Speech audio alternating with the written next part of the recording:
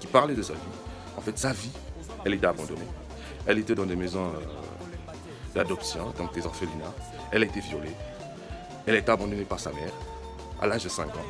Mais si tu la vois aujourd'hui, tu ne sauras pas que cette dame a eu à été abandonnée. Tu ne sauras pas que cette dame a eu à passer des épreuves. Parce que quand tu la vois, tu ne sauras même pas du tout que cette dame a souffert. Elle est très belle, elle est très intelligente. Quand tu la vois même, elle dégage de l'intelligence. Il y a aussi les 3 juifs qui se sont opposés au roi qui avait fait une statue en or. Dans le livre de Daniel, si vous regardez dans le livre de Daniel chapitre 3, versets 14 à 24. Ce sont des jeunes, 3 jeunes qui se sont opposés parce que le roi avait fait venir dans la ville tous les chefs, tous les premiers ministres, tous les juristes, tous les chefs militaires, tout le monde qui était chef dans ce pays pour venir se prosterner devant cette statue en or pour vénérer cette statue. Ces 3 jeunes qui étaient chrétiens, ces 3 juifs, qui ont catégoriquement refusé. Shadrach, Meshach et Abed. Ce sont les noms de ces 3 jeunes. Ils ont catégoriquement refusé de se prosterner devant cette statue en or. Le roi a décidé de les jeter dans une cinéaire. Un endroit où le feu brûle à 24 heures. Un feu ardent, quand on est là-bas, à 1 seconde, on ne retrouve même pas tes os. Le roi a décidé de mettre les 3 jeunes dans le feu parce qu'ils avaient refusé de s'agenouiller devant la statue. Et qu'est-ce qui s'est passé? Après qu'on ait jeté les jeunes, le Seigneur a fait grâce. Le Seigneur les a restaurés. Ils sont sortis de ce four ardent, de ce four avec ce feu ardent qui, en sortant, ils n'avaient même pas la marnière brûlée, une chevelure brûlée, rien du tout. Ils sont sortis intacts. C'est pour te dire juste que quand tu passes les épreuves, tu es en train de passer dans le feu, tu ne vas pas brûler. C'est juste te dire le Seigneur quand tu te restaures. Il t'enlève tous tes problèmes. Les gens ne sauront même pas que tu viens de passer des épreuves. Les gens ne sauront même pas que tu viens d'être frappé au boulot ou par ton ami ou par qui que ce soit. Et le Seigneur fait encore pire. Quand tu sors de ce problème, tu n'as même pas une odeur de fumée.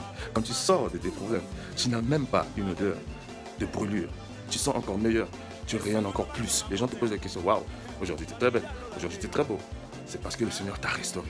Voilà pourquoi nous devons rechercher la restauration divine. Prie pour ta restauration. Dans le livre d'Ésaïe 43, le Seigneur nous dit, si tu traverses les eaux, je serai avec toi. Et les fleuves, ils te submergeront.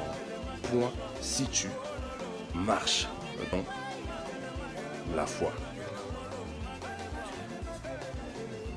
Tu ne brûleras point par les flammes. Si tu les traverses, les flammes ne t'embrasseront pas. Ça, c'est dans le livre d'Ésaïe. Dieu te dit, même quand tu traverses dans le feu ne t'embrassera pas. Parce que l'Éternel est avec toi. Donc toi, quand tu passes, le livre d'Ésaïe dit, quand nous passons, ou si tu passes dans le feu ardent en ce moment, le Seigneur va te restaurer. Il ne dit pas quand. Il dit pas si, il dit quand tu passes dans le feu ardent. Parce que tous nous passons par ce feu, tous nous avons un problème. Toujours dans nos vies, soit c'est au boulot, soit c'est une personne de la famille qui te crée un problème. On a toujours, quelque part, un jour, à passer dans le feu. Mais quand tu passes dans le feu, ne baisse pas les bras. Le Seigneur est en train de regarder. Il est en train de préparer à te faire revenir encore meilleur. À sortir de ce feu sans odeur de fumée. Voilà pourquoi je te dis aujourd'hui, mon frère, toi qui es en train de passer dans cette étape de feu, n'aie pas peur. Je vais vous raconter une histoire qui m'est proprement personnelle. Ma maman, en 2000, je crois que c'était en 2007, était au Congo, est tombée gravement malade. À l'hôpital, le docteur a dit à ses frères et à tout le monde, préparez-vous parce que votre soeur, on ne peut plus rien faire. Elle va mourir. Mais tellement que ma maman allait voir Dieu, tellement qu'il y avait des gens qui croyaient en Dieu dans ma famille, ma maman a été évacuée du Congo au Maroc dans le coma. Elle a voyagé dans l'avion et ne savait même pas qu'elle voyageait. Mais quand elle est arrivée au Maroc, aujourd'hui je te parle, si tu vois ma maman, elle est en France, c'est l'une des plus belles femmes à mes yeux. Elle est devenue très rayonnante. Quand tu la vois, elle est très pimpante, elle est très belle. Parce que quoi, le Seigneur l'a restaurée.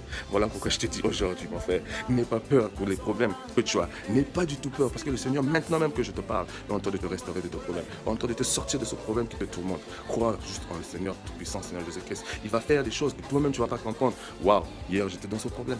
Parce que chaque maison inachevée finit toujours par avoir une finition.